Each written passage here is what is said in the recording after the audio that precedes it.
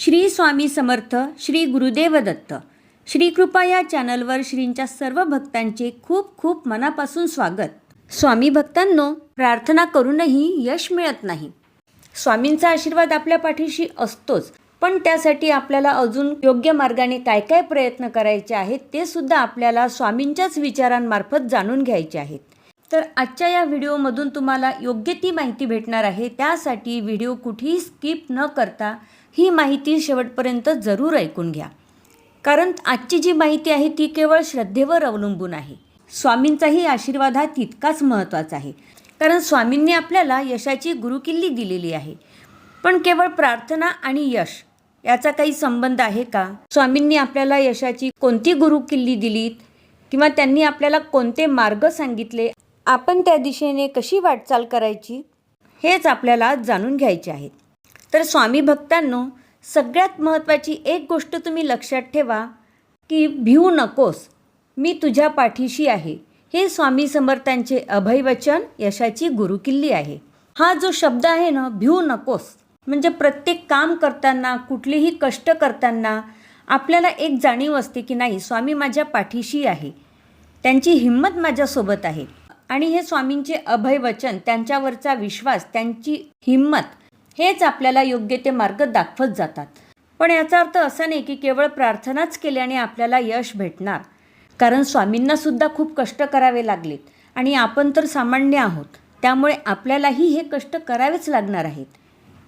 स्वामींची प्रार्थना खूप आवश्यक आहे, पण त्या प्रार्थनेसोबतच त्यांचे विचार हे सुद्धा आपल्याला अंमलात आणायला हवे. यश म्हणजे काय? तर यश म्हणजे शिखरावर पोहोचणं नव्हे, तर त्या आव्हानांना सामोरे जाण्याची ताकद आणि धैर्य. स्वामी आपल्याला प्रेरणा देतात, परंतु जिद्द, ताकद आणि प्रामाणिकपणा आपल्यातच असायला हवा. त्यासाठीच यशस्वी जर व्हायचे असेल तर स्वामी समर्थांचे विचार हे आपण टप्प्याटप्प्याने लक्षात घेऊया. त्यासाठी त्यांनी कोणकोणत्या पायऱ्या सांगितल्या आहेत ते लक्षात घेऊया. त्यातली प्रथम पायरी म्हणजे आत्मविश्वास आणि निर्भयता.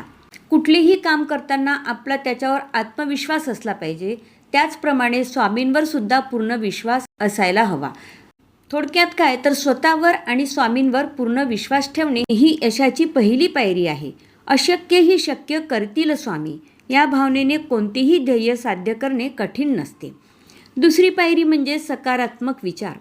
आपले विचार हे नशीब बदलण्याचे सामर्थ्य ठेवतात, त्यामुळे कोणतीही परिस्थिती जरी आली तरी त्यात नकारात्मकता मनात येऊ देऊ नका. वाईट काळ हा निघून जातो आणि प्रत्येकाच्या जीवनामध्ये हे चढ उतार येतच असतात. अशा वेळी प्रत्येक वेळी सकारात्मक भावना असणे आणि स्वामींवर विश्वास असणे हे खूप आवश्यक आहे. आणि अजून एक लक्षात ठेवा की वाईट काळच आपल्याला सक्षम बनवतो. तिसरी पायरी म्हणजे इतरांचे भले पाहणे. यशस्वी होण्याचा सर्वात सोपा मार्ग म्हणजे दुसऱ्याचे भले पाहण्याची ताकद आपल्यात असली पाहिजे. कोणाचाही द्वेष न करता शुद्ध अंतःकरणाने काम करत राहा. त्यामुळे काय आहे, आपलं मन जर शुद्ध असेल तर त्यात कधीही वाईट विचार येणार नाही. संकट आले तरी आपल्या मनात एकच विचार असणार की मी कधीही कोणाचं वाईट केलेलं नाही, आणि त्यामुळेच ही जी ताकद आहे त्या आपल्याला खूप पुढे घेऊन जाते. चौथी पायरी म्हणजे सातत्य आणि कर्म. म्हणजे आपण जे काम करतो त्याच्यामध्ये सातत्य असणे खूप आवश्यक आहे. जर आपल्याला यश आलं नाही तर आपण ते काम सोडून देतो, परत दुसरं करतो, तेही सोडून देतो. त्यामुळे आपल्याला कधीही यश हे भेटतच नाही.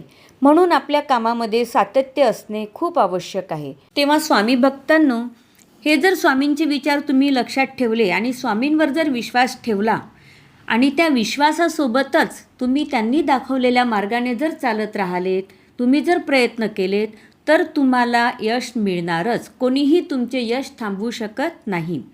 म्हणूनच तुम्हाला जर खरोखर यशस्वी व्हायचं असेल तर आजची ही माहिती शेवटपर्यंत लक्षात ठेवा. यश तुम्हाला मिळणारच.